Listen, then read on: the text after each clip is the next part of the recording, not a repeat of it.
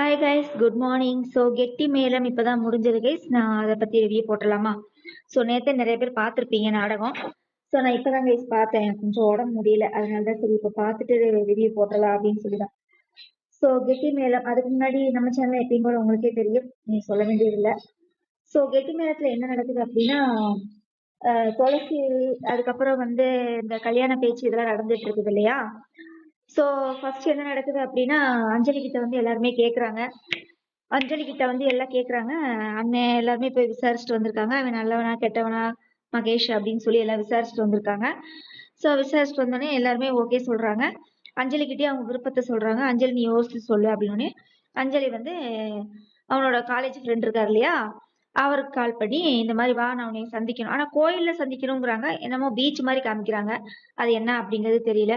அவங்க ஃப்ரெண்ட்ஸ்லாம் கூட சொல்றாங்க, கோயில்ல விபூதி வைக்கிற கண்ணாடி வச்சிருப்பாங்கடா, அதுல பார்த்து இதான் நான் லவ் பண்ற பொண்ணுன்னு சொல்லி காமி, அந்த மாதிரிலாம் ஐடியா கொடுக்குறாங்க.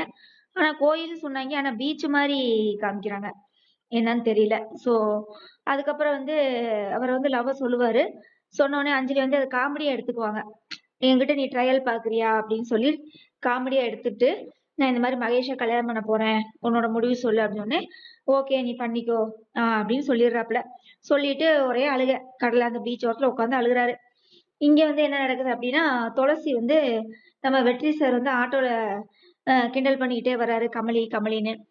அதுக்கப்புறம் வந்து தியாவை பார்க்க வர்றாங்க. பார்க்க வந்த உடனே அந்த குழந்தைக்கு சாப்பாடு கூட போட மாட்டாங்களாட்டு இருக்குது. யாரோட தட்டுல இருந்து எடுத்து அந்த சாப்பாடு சாப்பிட்டு இருக்கையில அந்த ஒருத்தன் வில்லன் இருக்கான் பாருங்க, தண்ணிக்குள்ள புடிச்சு தள்ளி விட்டுறான். தள்ளி விட்டோடனே துளசி தான் போய் காப்பாத்துறாங்க. காப்பாத்தினோடனே இவ்வளவு நீங்க மனிதாபிமானம் இல்லாத ஜென்மங்களா, நீங்களாம் மனுஷங்களா, ஒரு குழந்தைய இப்படி போட்டு இது பண்றீங்களே அப்படின்னு சொல்லி திட்டுறாப்புல. உடனே அவ அத்தைக்காரி ஒருத்தி இருக்கால, அவ வந்து நீ என்ன இவ்வளவு பெத்தவளா, இவ்வளவு தத்தெடுத்தியா அப்படின்னு சொல்லி டயலாக்லாம் பேசி மறுபடியும் அந்த தியாவை வந்து துளசிக்கிட்ட இருந்து பிரிச்சுட்டாங்க. சோ இதுக்கு ஒரு முடிவு கிடைக்கணும் அப்படின்னா, ஒண்ணு வெற்றி இதுல உள்ள இன்வால்வ் ஆகணும், இல்லாட்டினா மகேஷ் உள்ள இன்வால்வ் ஆகணும். அப்பதான் கதை நல்லா இருக்கும். நான் கூட நினைச்சேன், குழந்தைய பிடிச்சி இழுக்கையில எல்லாம் யாராவது வந்து தடுப்பாங்க, இல்ல துளசியே 4 அப்பு அற விடுவான்னு நினைச்சேன். ஆனா அது எதுவுமே நடக்கல. சரி பார்க்கலாம் கைஸ், இவ்வளவுதான் கைஸ் கெட்டி மேளத்துல. நீ என்ன நடக்க போகுதுன்னு தெரியல. சோ அஞ்சலி வந்து கல்யாணத்துக்கு ஓகே சொல்லிட்டாங்க. இங்க மகேஷ்க்கு ஃபோன் பண்ணி அந்த இத அஞ்சலி வந்து கல்யாணத்துக்கு ஓகே சொல்லிட்டா அப்படின்னு சொன்னோடனே அவன் ரொம்ப சந்தோஷப்படுறாப்புல.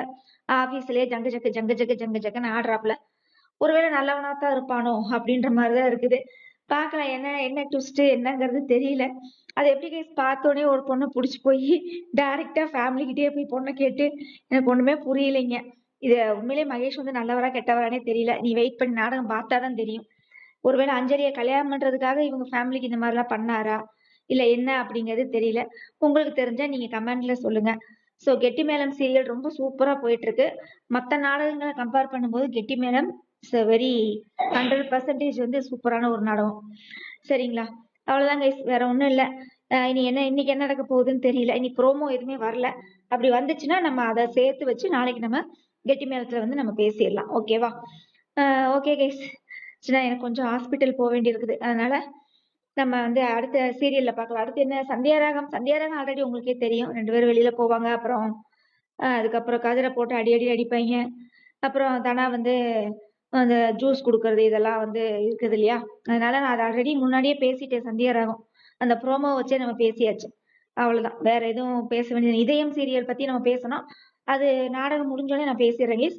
பட் ப்ரோமோ வந்துருச்சு, ப்ரோமோ வச்சு நம்ம பேச முடியாது இல்லையா? அதனால நம்ம சீரியல் பார்த்துட்டு அதுக்கப்புறம் நம்ம ரிவ்யூ பண்ணிக்கலாம். ஸோ கெட்டி மேளம்